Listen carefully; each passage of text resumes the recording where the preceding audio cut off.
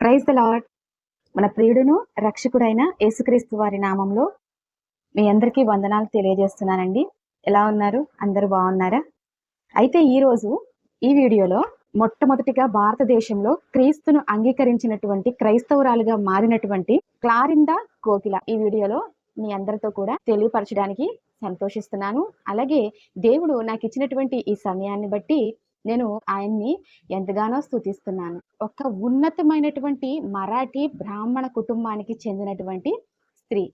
అయితే ఈమె మూఢ ఆచారాలైనటువంటి సతీ సహగమనం. చాలా మందికి సతీ సహగమనం అనే మన భారతదేశంలో జరిగినటువంటి ఆ విధానాన్ని, ఆ ఆచారాన్ని మనము చిన్నప్పుడు పుస్తకాల్లో చదువుకున్నాం. ఒకప్పుడు సతీ సహగమనం అని ఒక ఆచారం మన భారతదేశంలో ఏలేది. భర్త చనిపోయినప్పుడు భార్యను కూడా అతనితో పాటు సజీవంగా చంపేయాలి అనే ఒక ఆచారం, ఒక మూఢ ఆచారం అనేది ఉండేది. అయితే ఈ క్లారిండా కోకిల ఈ మూఢ ఆచారాలను ఎప్పుడు కూడా ఆమె సమర్థించేది కాదు. ధైర్యంగా నిలబడి వాటి కోసం మాట్లాడాలని ఆలోచన కలిగినటువంటి, మనసు కలిగినటువంటి స్త్రీ.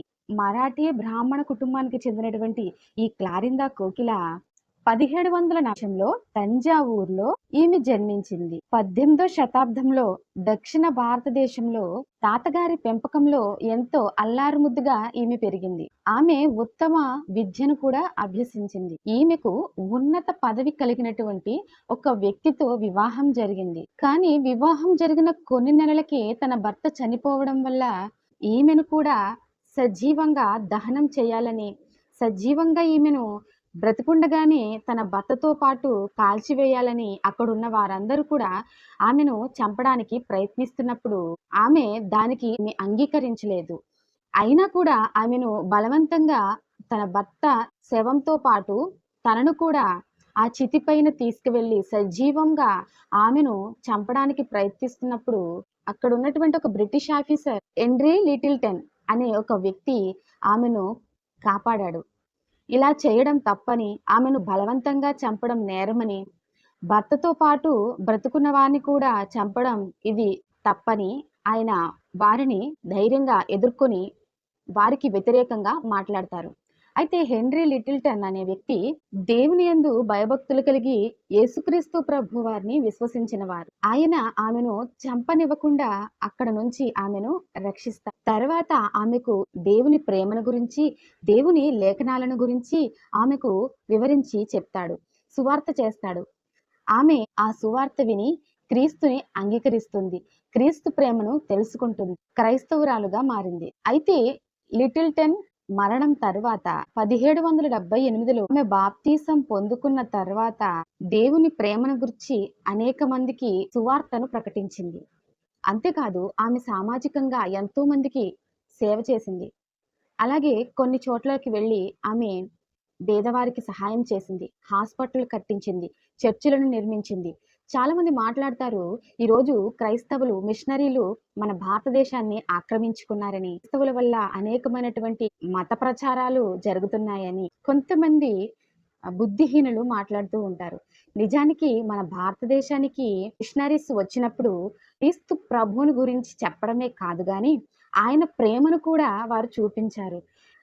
పేదవారి పట్ల ఎంతో దయను చూపించారు. వానికి ఆహారమును, వస్త్రములను ఇచ్చి వారికి విద్యను అభ్యసించేటట్లు స్కూళ్ళను కూడా వారు కట్టించారు. అలాగే క్లారిందా కోకిల అనే ఈమె దేవుని యందు విశ్వాసం ఉంచింది, దేవుణ్ణి తెలుసుకుంది. క్రీస్తు ప్రభువు వారి ఆయన ప్రాణం పెట్టేటంతగా ప్రేమించినటువంటి ఆ సువార్తను ఆమె ఎప్పుడైతే నమ్మిందో, విశ్వసించిందో, నేను స్త్రీనని ఆమె అనుకోలేదు.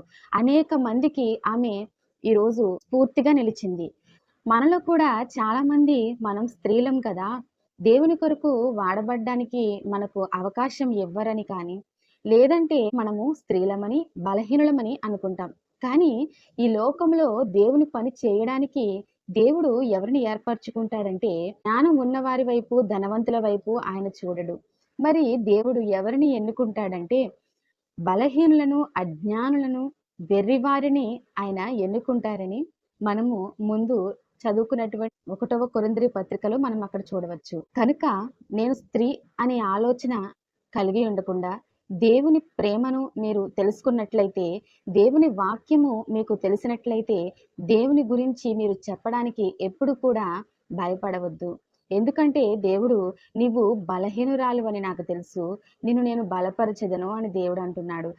ఈ క్లారింద కోకిల ఒక బ్రాహ్మణ స్త్రీ చూడండి కూడా ఎన్నో ఆచారాలు బ్రాహ్మణ కుటుంబంలో ఉంటాయి. అయితే ఆమె స్త్రీగా బ్రాహ్మణ కుటుంబాల నుంచి ఆమె ఎదుర్కొన్నటువంటి పరిస్థితులను ఒక్కసారి మనం ఆలోచించినట్లయితే, ఆమెకు శారీరకంగాను, మానసికంగాను ఎంతో శ్రమ ఏర్పడుండొచ్చు. ఎన్నో అవమానాలను ఆమె పొందుకొని ఉండొచ్చు. కానీ దేవుని పట్ల ఆమెకున్నటువంటి ఆ ప్రేమ, ఆ విశ్వాసము, ఆ ధైర్యం కూడా దేవుడి యందు ఆమె ముందుకు వెళ్ళడానికి దేవుడు బలపరిచిన ఆ విధానము మనం ఒక్కసారి ఆలోచించినట్లయితే, మన జీవితాల్లో కూడా మనకు దేవుడు సహాయకుడనై ఉంటానని, ఆయన మనకు ఆశ్రయ దుర్గమని, మనల్ని బలపరచువాడని మనతో మాట్లాడుతున్న మాటలను మనం జ్ఞాపకం చేసుకోవాలి. 1784 సంవత్సరంలో ఆమె పుట్టినటువంటి తంజావూరు వెళ్ళి, అక్కడ క్యారిందా కోకిల అక్కడ ఉన్నటువంటి వితంతువులకు, పేదవారికి, నిరాశ్రయులకు ఆమె ఆశ్రయాన్ని కల్పించింది. మొదట్లో తంజావూరులో 51 మంది క్రైస్తవులుగా అక్కడ మారారు. దేవుని ప్రేమను తెలుసుకున్నారు. దేవుని సువార్తను అంగీకరించారు. అణగారిపోయినటువంటి స్త్రీలను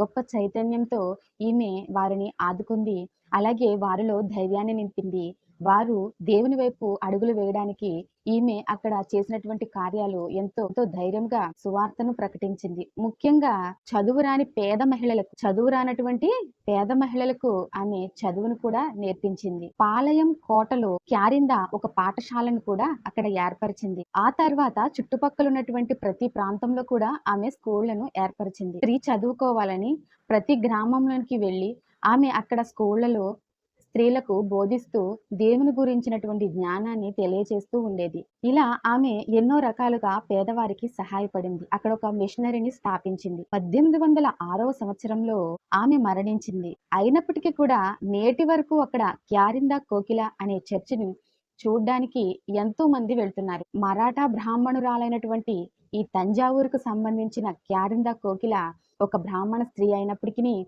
ఆమె దేవుడు ప్రేమను తెలుసుకుని దేవుని సువార్తను నమ్మి అనేక మందికి సువార్తను ప్రకటించి, అనేక మంది పేద మహిళలకు చదువును నేర్పించి, అనేక మంది వితంతులకు, నిరాశ్రులకు ఆమె ఆశ్రయాన్ని కల్పించింది.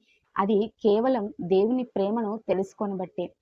అక్కడ పేదవారు, చిన్న కులాల వారు చాలా మంది క్రైస్తవులుగా కూడా మారడానికి ఆమె కారణమయ్యింది.